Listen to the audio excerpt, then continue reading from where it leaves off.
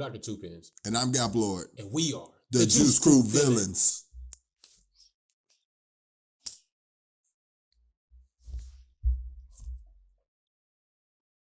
That's pretty cool. I feel like I had some juice on my face. Nah, nigga, I'm just spit like a motherfucker. Damn. I never say the hoe. I got that Tony Satchery oregano. Fuck is a money problem. Speaking on flavor, bitches call me Baskin Robbins. Barbecue with the sauce. I got a fucking season cabinet in my house. You might call that your closet. Man, I'm dripping, plumbers can't fix my water faucet. You should proceed with caution. Hit you with the bat, man, if you think of robbing. Nigga, I'm dental flossing. Only picking up the phone when the money calling. If it ain't money calling, you can't even speak to me. Chat with my assistant. Cause money talks and the bullshit walks.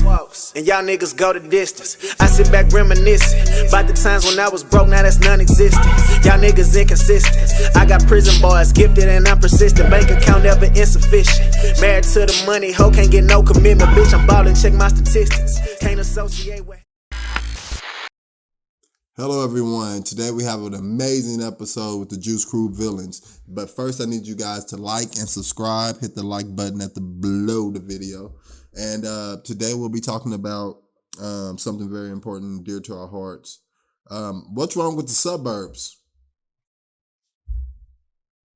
Hold up. I asked that because one of the important questions I want to ask Dr. Tuepenz today is why was coming from a good home or suburban area considered a diss in the Black community, especially back like when we was in high school. So let's say the early 2000s. People looked at it as a diss, or, you know, you're less than if you came from the suburbs or a good household. Why is that? I can tell you from my own personal experience, being a person who put down others because they went to class and did what they were supposed to do. Number one reason, it's not accepted in the Black community, because if you're Black, you gotta be from the hood. If you're a Black person that's not from the hood, everybody looks down on you. They think you soft and they call you a punk and they treat you differently. Being from the suburbs means you have parents, you go to decent schools, and you live in a decent neighborhood. That also makes you soft because you have privilege. If you have privilege, which means if you have the normal things that kids should have in, people should have in life, and you live in a normal setting, you're a punk. If people ain't shooting up your neighborhood and, fighting, violence, and all that kind of stuff going on, you soft. You don't qualify to have any type of backbone. You don't qualify to be a stand-up person. You know what I'm saying? And, nobody wants to be soft. So people lie and say they're not from the suburbs and say they're from somewhere else to make themselves cool. You see this in a lot of the rappers. You know what I'm saying? A lot of them guys is from decent neighborhoods, decent families, but they lie and act like they're not because it looks cool. You know what I'm saying? And makes them more credible. And if you being for real, it's just like being smart is bad. Being right is wrong, and being wrong is right. And that's what's cool because, it's accepted and, it is what it is. I guess, do we call that Black culture? Is Black culture? Yeah, that's part of Black culture. So being dumb, we got to take that, Black people. Being dumb is cool and it's a part of Black culture. Yeah, it's like, so do you think that Black people may think that people who grew up in suburban homes or, two-parent households, etc., that they may not experience any trauma? Of course. You watch TV and you see the people in the nice houses, and the most traumatic thing you see them go through is, a pimple or something. Like Family Matters. Yeah, Family Matters. You took the thought right out of my head. It's another show where the biggest problems was what they gonna wear to the prom or something like that. So yeah, you automatically assume that anybody that come from there, because you don't know anybody there and you haven't spent any time there, that you're gonna assume that they don't experience any trauma and they don't have anything going on with them, which is completely false. So a really good example I would like to use is during our high school era or years, we had a few kids who played suburbans. They came from suburban schools to inner city school. And even our coach referred to them as suburb niggas. And he called them soft many times. And the players identified with that too. They thought that those players were soft. They thought that they weren't as mentally as strong as them. Not even knowing their home condition or anything, or they just knew that they went to a suburban school. So they wasn't black enough, basically. That's how they were treated. And, you know, I ignored it, even though I didn't partake in that mess. But it definitely happened. We're still friends today with two of them. One or two of them. But man, cool guys. Yeah, and it's like they were judged their entire based off of previous, even though they grew up in the urban area, but they moved temporarily to, like, you know, a suburban area. And you know, the one of the people, he was on the edge of the suburban area. He wasn't even actually in the suburban area. So it's just like he was judged based off of a school he attended. And this has been going on just so every school I've been to, all the black people I'm around, I'm only around mostly black people. And it's like people from suburb areas or black people from suburban areas are definitely judged based on how tough they are. People feel like they can beat them up. Yeah. They feel like they should be obviously better than them at sports. Mm-hmm. And they credit them for probably being smarter, and they look at that as bad. Like, they'll tease you. Yeah, it's like that's the good thing. They'll tease you. They'll talk about you. They'll fight. Their kids will fight you. Yeah. You think you smart, nigga? What's up then? I'll beat your ass. Talking using complete sentences. They tell you talking white. Oh yeah, and because if you don't have any slang, slang to your tone, dialect, anything. If you speak, you know, with correct grammar, you acting white, which is, you know, you talking white, which is the dumbest. If you talking white, you acting white. What is that? What is it? What's acting black? Because if it's acting white, it gotta be an acting black. So what is acting black? Is acting black like twerking, using N-word over and over? What is it? What is it? Yeah. Gangsters, drive-bys. Yeah, drive-bys. What is it? Tattoo, rap. I mean, diamonds on your neck, diamonds on your neck. What is it? You know what I'm saying? Diamonds. What is acting black? And if you ask me what acting black is, I would say it's just being a nigga. Being ignorant in everything you do. You know what I'm saying? Sometimes I think we confuse being ignorant as creative and as a form of freedom. I'm being ignorant. I'm acting like I don't know this is no good. Or I'm acting like I don't know any better. When you do, I don't give a fuck how much you want to do something. After a certain age, you know better. You don't need nobody to tell you. After you about 14, 15, I'll say younger than that. You know, I'm yeah. You give a lot of grace. I'm giving grace. Yeah. Cause what the Lord does for me. Man, but, let's just be real about it. I know 8-year-old kids saying, man, I know I was wrong. And they know prior to they even commit the crime or the offense or get in trouble, they know they were wrong before they did it. So don't lie. Yeah. Don't be like, nobody never told me. And how do you think this makes kids feel at the time? Black kids who are like in urban areas, who come from suburban areas, and they're just like, you're not black enough. How do you feel like that affects the kids? I feel like it discourages them. I feel like it can lead some of them down dangerous roads of crime. They be the ones that be the most out because, you know, they trying to fit in so hard. And those usually be the ones that go down the hardest. The ones that's trying to fit in with kids who, you know what I'm saying, like just come from something different. Just because your upbringing is different from this person's upbringing doesn't mean that, you know, they're less valuable as a person than you are in society. And it doesn't mean that you're better than them. And just because they speak with correct grammar or don't do things that you know, agree with, doesn't mean that they're acting white or not being black. You can't not be black. Once you're black, you're black. You can't reverse that. And you know, and all the kids that spoke with proper grammar and you know, well spoken, and at my high school, which I went to an all black high school, they were kind of the outcasts. Like I ain't gonna mention any names, but there were people who were like, you know, they were the outcasts though. They carried themselves a little bit different, and they spoke differently. So people kind of looked at them as outcasts, and it's not. And I don't think this is something that should be normalized. It shouldn't. Yeah, it's like, first we have to acknowledge it because it's real. I know many won't, But we have to acknowledge it so we can come up with solutions. That's the first thing though. They gotta acknowledge it, man. I mean, and I think parents put this on into the kids' minds as well. You know, you got to be careful as parents the stuff that you're saying and doing around your children, because while we may be saying it jokingly, but you know the kids might take it as something serious. And if you being real about it, a lot of parents, you know what I'm saying, some of y'all be acting like they, you know, oh, that's soft. Don't be acting like no white boy. Don't be talking looking like no white boy. Don't be acting like no, you know, you talking like a white boy. You know what I'm saying? Like, is he? You know what I'm saying? Like, what is he doing that's like a white boy? Now, if you talking about like somebody you see on TV, you know, certain kids do certain things. I mean, of course, the upbringing is going to be different in white families and black families. So, I mean, you could probably compare that. That's like probably as close as you could get. Like, you know, we don't do this type of stuff over here because it's not about culture. You see what I'm saying? It's not a part of the culture in his family.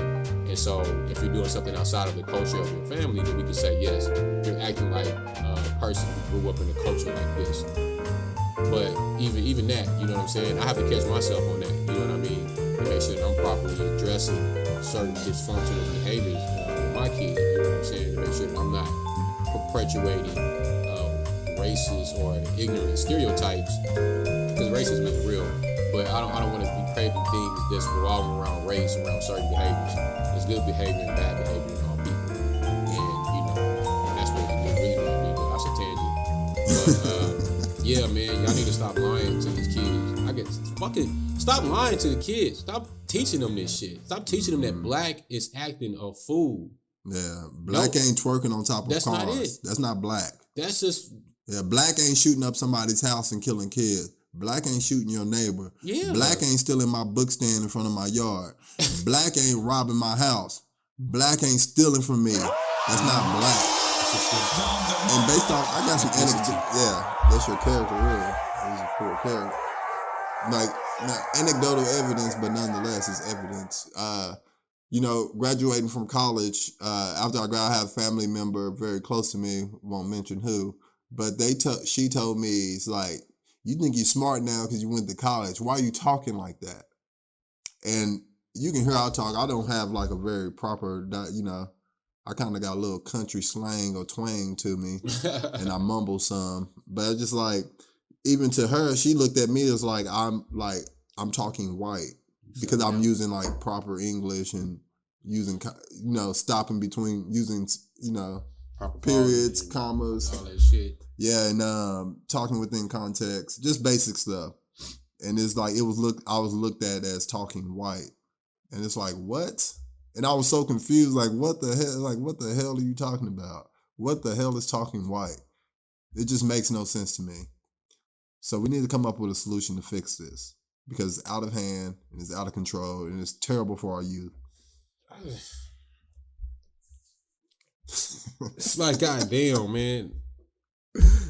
If I just can't get off that, I'm still stuck on that. Like, if this is talking white and it's doing this shit the correct way, then that means black gotta be doing shit the wrong way. Yeah, it has to be an opposite. That's basically what y'all saying when y'all say that. When you say that this is white and this is black, then you putting all the good characteristics into white people in white culture, whatever white culture, and you're putting all the bad characteristics into black culture in yourself.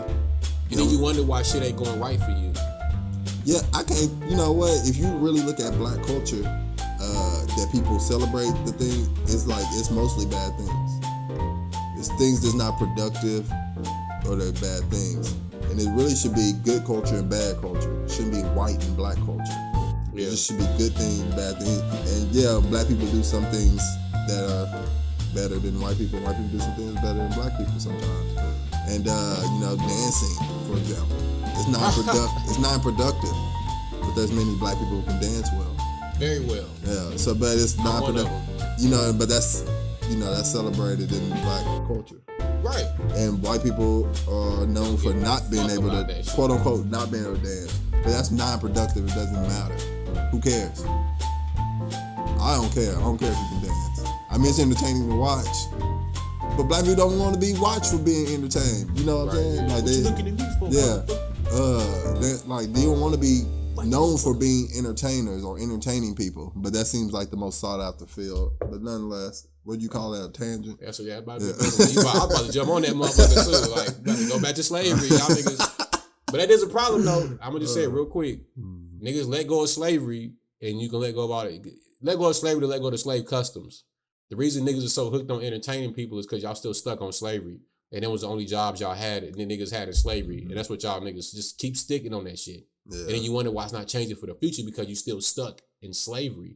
You're still immersed so deep in slavery that you can't get out of it. Yeah, later for that shit. So, please. Leeway. Yeah, so my solution is to fix this and stop teaching our kids and the youth that it's good culture and bad culture. Mm-hmm. We need to get out this black and white culture thing. Is because we're technically in America, we're all Americans, but you know, I know black people don't fuck with America, right? But you hear though, yeah, you getting the paycheck and you buying this and you planning vacations and shit, and you don't fuck with America. I mean, I do. I'm black, but it's all right. I get it. I used to be there. Yeah, I was there too. So yeah, you know. I understand, but I don't understand. Yeah. But so you know, what's your solutions on this and how can we fix this? Like, I think we can fix it by, you know, taking what Neely Fuller said and doing the Neely Fuller approach. Black people, just stay away from each other. Just stay away from each other and don't talk. Just say, hi, how you doing? No more social gatherings. What you say, in groups of 5 or more? Groups of 5 or less. Yeah, one more than 5. And you can't be talking about no sports. And talk about, we got to reshape black culture. Mm-hmm. Black culture, because I mean, yeah, it's gonna be different cultures in the people. You know, some people like they meat a little bloody, some don't. Shit like that.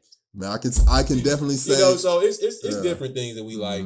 You know, differences in the music and stuff like that. But it's all American, and if we saw it as more of American culture, American bad culture, American good culture, it would be less racial tension amongst the people. But y'all don't even want to have that conversation. Yeah. And like you said, there's things that black people do and white people cool. typically tend not to do. And that's okay. I like the rice cakes, the rice patty cakes. Mm-hmm. You know, those is good. But it found out to me it's supposed to be like some white people stuff. Yeah. White people food. Rice cake. The sound of the 9mm in the night. Pow, pow, pow, pow, pow. Glorified and enjoyed by many black people wherever they happen to be. It is a total universal disgrace. But we have that. So how do you avoid it? Avoid contact.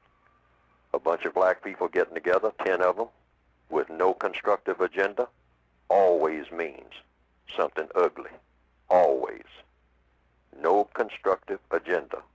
Pre-planned in detail. The Million Man March worked because it was pre-planned. So what about it was of constructive value, and so everyone understood that. See, it's not something that's in the people by nature. Uh-huh. It's something that's carefully planted there. So you can remove that, if no more than just temporarily, by having Yeah, rice cakes is bomb though.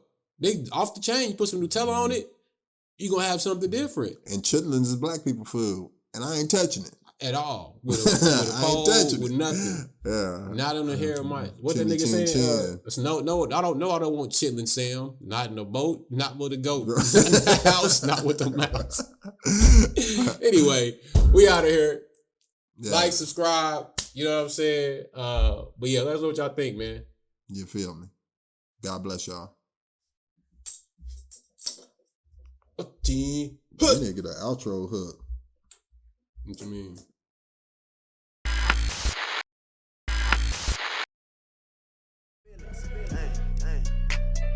These niggas stunt for the gram.